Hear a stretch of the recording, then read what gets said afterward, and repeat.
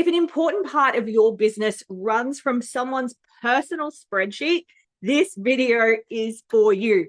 I see this every week, and it's cropped up in my business quite a few times, to the point where it is written in our operating systems, no personal spreadsheets. Stand by, bear with me. Now, this is what we call a shadow system, and most growing companies develop these shadow systems, and they're unofficial systems created by your team members. My team members create them, and it's not because they're trying to be difficult. They're trying to solve a problem. They want to be proactive. No one's trying to do the wrong thing. They've done it to solve a problem when your official processes don't address it, right? So what I've seen out in the wild in my business, it's usually a spreadsheet that someone maintains privately to track their work, right? A checklist that's saved on someone's personal drive. It even crops up in your Teams and your Slack threads. It's less private, of course, but, you know, if that belongs to that person, it can disappear really quickly. And it's usually that they appear because the official way you do things, how we get things done around here, isn't solving that operational problem yet. So someone builds a workaround. And we actually have a joke in my team, who's got a personal spreadsheet? Because what I'll notice if in our project management system, or my team lead will come to me in the project management system and something's not being updated, it's because someone's running their own little OS off to the side. They build a workaround, and while the workaround works for a while, and I've seen this before,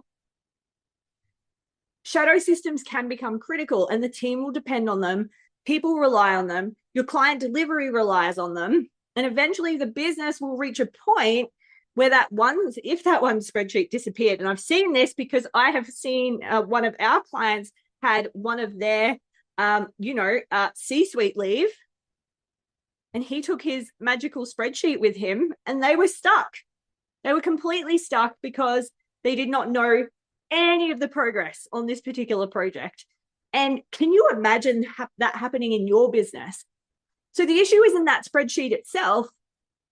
It's that we were allowed to, or they were allowed to depend on this unofficial system, which lives inside one person's control. So it's just as bad as having it in their head, right? And when that person leaves, that spreadsheet either got taken or mysteriously got deleted, right? So we want to be operationally mature companies, right? So it's not a bad thing. Like I said, when it crops up in our business, it's like, okay, hang on, there's a gap here. Someone's running a shadow system over on the side here. It's a signal that, hey, our process has evolved, but we haven't kept up and we haven't updated our systems and processes and documentation. So instead of removing it, study it. I say, okay, what are we tracking here? Why did you create it? What problem didn't it solve? Because again, when it happens in my team, I'm like, awesome, you solved a problem. Now we just need to bring it into the main system, the shared operating system of the business.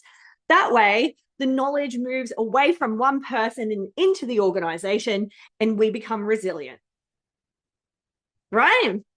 And hey, if you're curious where hidden dependencies similar to this one might exist in your business, I am hosting a 60-minute ops risk roundtable where we are going to walk through a simple diagnostic together. I'm talking small working session. This is for my founders, my general managers, my ops leads. This is going to change your world. If you want to come and hang out with us, come hang out with me. Let's do